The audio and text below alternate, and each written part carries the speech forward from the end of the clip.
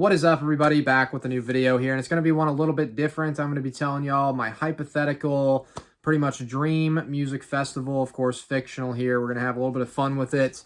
And another thing I'm saying, we got our Bill and Ted time machine here. We're going to get our phone booth. We can go pick bands out of time in history and bring them to current day. So some of these bands I'm going to talk about aren't active right now, obviously, but I'm going to tell you when I would have wanted to go back in time, grab them, pull them to now, put them in this music festival. Y'all can tell me in the comments. We're going with 36 bands. It's going to be a 3-day festival, so 12 bands each day. It's going to be an amazing event. Tell me where you want it to be. For myself, personally, I'm going to have it in Atlanta, Georgia, where I'm from, at Mercedes-Benz Stadium, which is where the Atlanta Falcons play. It's a huge stadium. We got about 100,000 people we're going to cram in here. It's going to be just like the most epic thing ever. But again, let me know in the comments what yours is going to be. Any other YouTubers that might happen to watch this. If you want to make a video about it, I'd like to see it. If you want to just comment it, that's cool as well. But starting off here, I'm going to go with Azaghal. And this is, for myself, it's based off of this little... It's basically my top 36 bands I've listened to on Spotify in my history of having Spotify, which is 5 years. So it's a pretty good idea of what I would have picked anyways, and it's an amazing lineup, so I'm just going to go with this. But y'all can do it that way, or just right off the top of your head, 36 bands.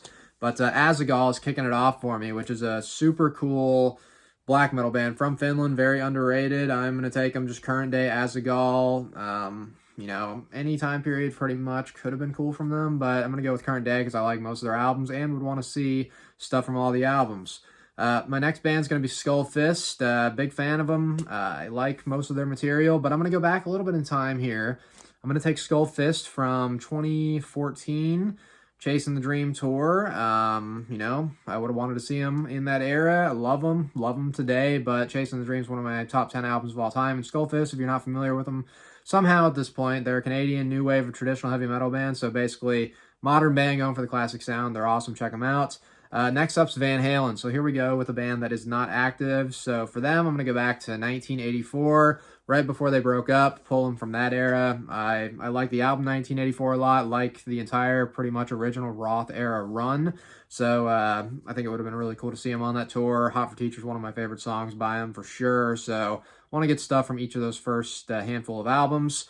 Now, Testament is the next band up on the bill for me. And Testament, I'm going to go back to 1992, the Ritual tour.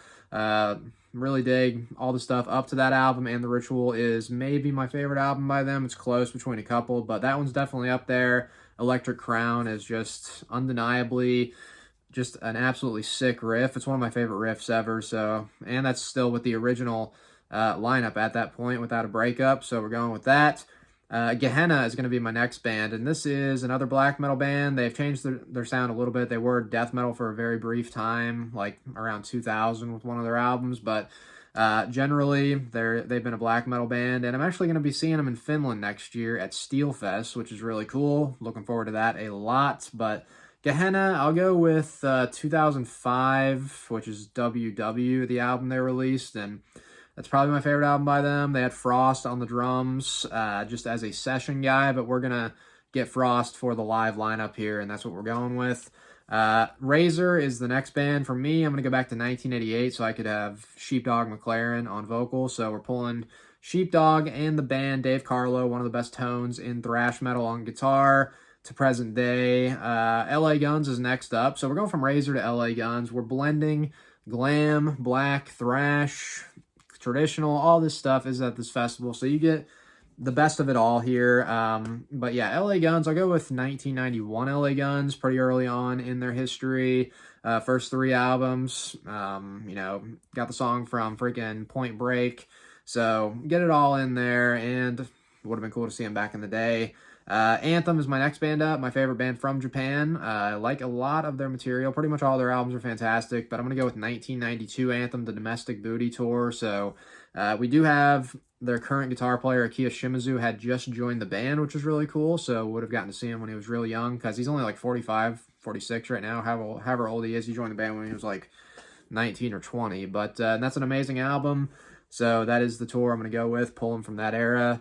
Annihilator's my next band up. So Jeff Waters on guitar, Machine, one of the best in thrash. I like a lot of their material past the first two albums, so I'm going to go with them from 2002, which was Waking the Fury.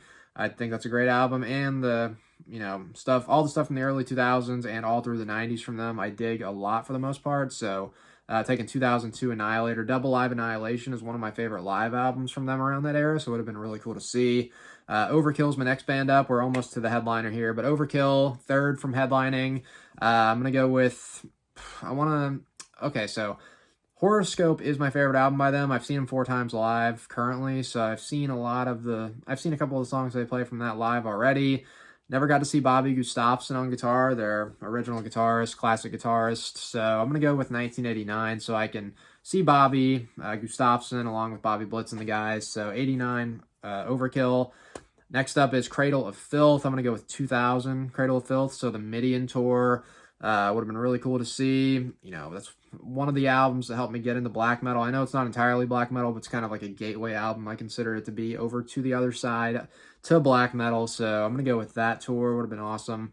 And Kiss is the headlining band. So Kiss, I like 80s Kiss a lot. I've said that 80s Kiss might be my favorite, but I'm going to go with 1977 Love Gun Tour. I think that would have been awesome to see. They put on a spectacle. Learn how to talk here. But spectacle of a concert, big show. So I think it would have been cool to see that tour. And on to day 2. So day 1, pretty awesome. Day 2, we got Ozzy Osbourne opening. He's usually a headliner is what I mean to say. But he's the opening freaking band here of day 2. I'm going to take 1986 Ozzy so I can see Jake E. Lee on guitar. Ultimate Sin is my favorite album from him. It's not the most popular pick, but I think it's a nice kind of dark atmosphere on that album, dark feeling album, and I think it's awesome. So 1986 Ozzy is opening it up for me. Next up is going to be Svartsen, which is a really cool black metal band. They're from Sweden. My favorite album by them, it's basically a one-man project at this point. He hires a live band, but the guy's name's Orneus. I'm going to go with 2013 Svartsen, which is my favorite album by them, was Black Testament. Very cool, kind of thrashy, aggressive, dirty black metal. Then we're going to go to some glam metal straight from that, which is Vane. Big fan of these guys. They got a unique sound, classic era, glam band, one of my favorites to come out of that era. But I'm going to go with 1990. I'm just going to go with 89 Vane. I like most of their material, but seeing them on that first tour would have been really cool. Then from there, I'm going to got Tokyo Blade. So I'm going to go with current day Tokyo Blade. They've got 4/5 of the lineup that was on their first album right now, which is cool.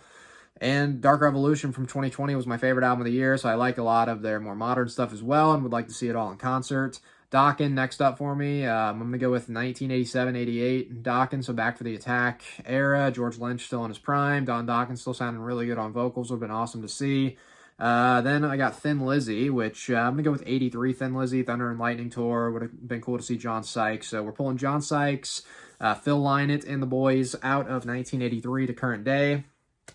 Then after them, we got King Diamond. So King Diamond, I'm going to go with 1987 Abigail Tour. So I could have seen kind of the original King Diamond lineup, which was basically 3/5. It was 3/5 of Merciful Fate. So, Andy LaRock and Michael Denner on guitar would have been a really cool thing to see. So that's what I'm seeing. And then from there, I got Immortal. So Immortal, this one could be tough.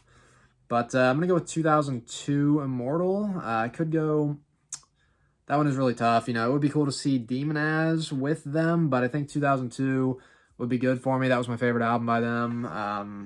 One by One is, one of my favorite black metal songs ever. So I'm going to go with 2002 era Immortal.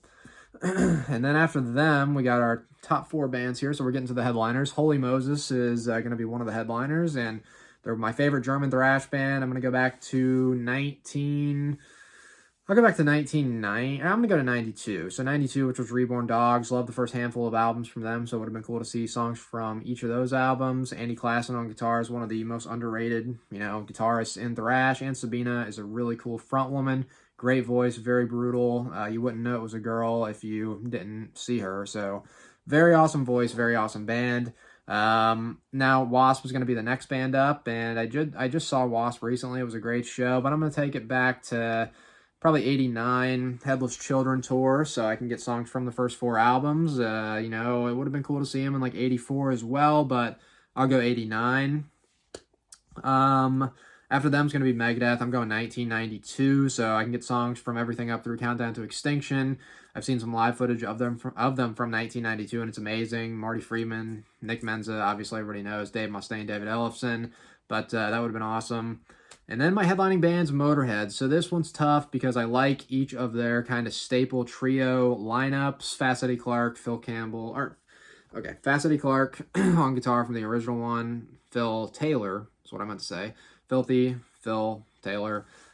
Phil Campbell's the guitarist of the modern trio, of course. He was in the band for like 30 years. Mickey D and, of course, Lemmy fronting both of those. But I'm going to go back to 1982 so I can get the Iron Fist tour. They had a lot of energy back then. Would have been cool to see them back in the day. So, yeah, 1982 Motorhead Iron Fist tour is what's headlining out the second night for me.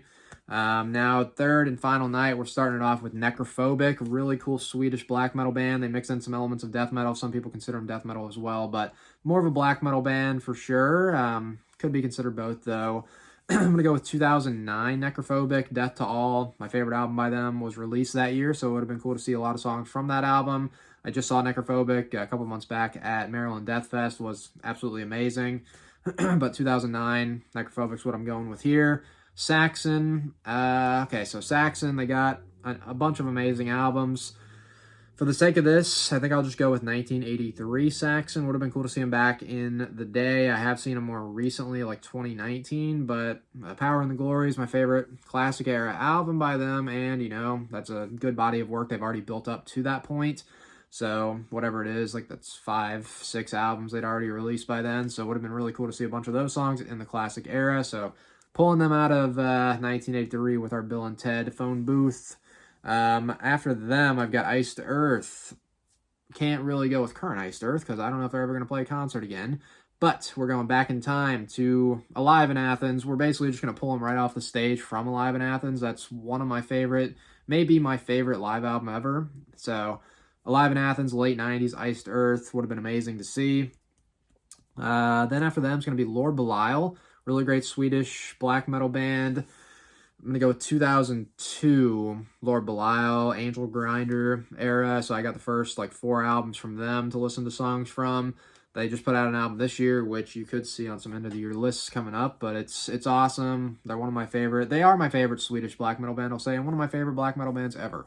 So, Lord Belial there.